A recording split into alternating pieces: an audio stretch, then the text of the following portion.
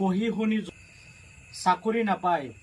চ' আজি আকৌ আহি গ'লোঁ আপোনালোকৰ ওচৰত পুনৰ।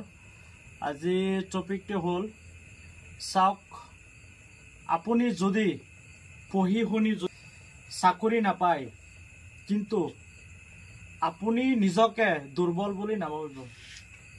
কাৰণ যদি আপুনি চাকৰি নাপায়, নিজকে মালিক বনাবৰ কাৰণে এটা লাইফত সুযোগ পাব।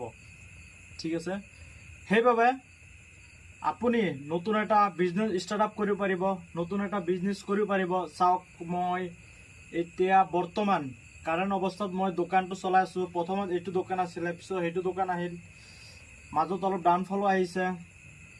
বাট যেতিয়া আপোনাৰ লাহে লাহে ডাউনফল আহিব, তেতিয়া বৰ্তমান অৱস্থাতকৈ নতুন এটা বিজনেছ, ইয়াতকৈ উন্নত ধৰণৰ বিজনেছ আপুনি কৰিবলৈ সাজু হ'ব। ঠিক আছে, ধৰি লওক এতিয়া মই ইয়াত দেখা পাইছে মোৰ এইটো দোকান হয়, এইটো মোৰ দোকান। সেইফালে গোটেইকেইটা মিলাই ইয়াত CCTV মই নটিচ কৰি আছোঁ। মই ইয়াত লেপটপটো কিয় বহি আছোঁ গম পালে? মোৰ দোকানত চেলিং হৈ আছে, মাৰ্চাল্লাহ। মই যিখিনি হৈ আছে মই নিজে চলিব পাৰিম, কিন্তু আপুনি নিজেই চলিব পাৰিলে কাফি নহয়। কাৰণ আপোনাৰ লগত থাকে মা দেউতাক চাব লাগিব, নিজে চলিব পৰা হ'ব লাগিব। ঠিক আছে, আৰু বহুত কিবা লাইফত ঘটি যায়। এটা বস্তুৱে মই ভালকৈ গম পাইছোঁ, আপুনি যদি পঢ়ি শুনি চাকৰি নাপায়, আপুনি নিজকে দুৰ্বল বুলি কেতিয়াও নাভাবিব। আপুনি এটা মালিক বনিবৰ কাৰণে সুযোগ পাইছে। এইটো সুযোগ আপুনি লাইফত ভাল এটা পজিশ্যন পাবৰ কাৰণে চেষ্টা কৰি থাকক। আপুনি নিশ্চয় এদিন না এদিন সেইটো জেগাত পাবলৈ চেষ্টা কৰিলে, আৰু ধৈৰ্য সহকাৰে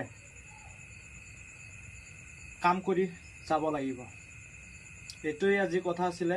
চাওক, মই ইন ফিউচাৰ নতুন এটা বিজনেছৰ কাৰণে ষ্টাৰ্টআপ ৰিচাৰ্জ চলি আছে।